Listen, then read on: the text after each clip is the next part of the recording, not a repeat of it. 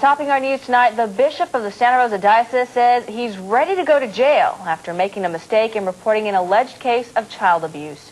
Now, Daniel Walsh publicly apologized over the weekend for what he described as an error in judgment that might have allowed priest Xavier Ochoa time to leave the country. TV 50's Curtis Kim talked to the bishop. He joins us now live with more. Curtis.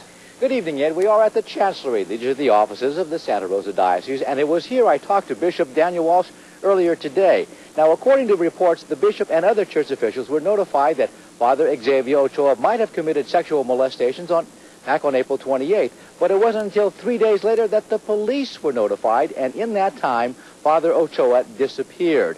Now, just over the weekend, the bishop issued a statement saying he made a mistake. He was sorry, that it was a misjudgment. Now the district attorney has to make a decision on whether or not to prosecute the bishop for failing to report the crimes in a timely manner. The timing has not been good for Bishop Walsh. First, it took 3 days to report the alleged abuse, and it wasn't until this past weekend Walsh admitted his mistake, almost 4.5 months after the reported incident. If I made a mistake, I made a mistake. I'll take the consequences. That's simple.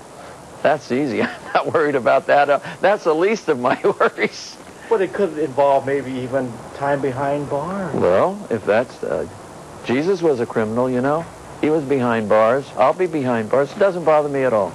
But attorney Michael Fumara, who represents at least 8 families who claim members were abused by Father Ochoa, says this is all a sham.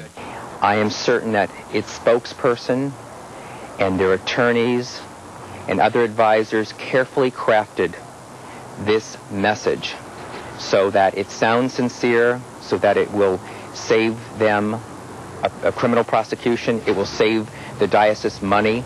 The district attorney has yet to issue a statement on whether he will prosecute Bishop Walsh for failing to report the alleged abuse in a timely manner. The bishop says he was getting some conflicting information.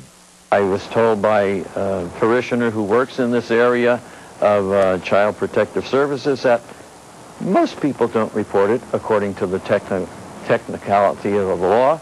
It seems to me that if he wants to be a martyr, then he should apply for sainthood or canonization with the Pope. As for the families who claim Father Ochoa molested their children, a lawsuit could be next, and that could happen whether the district attorney decides to prosecute the bishop or not.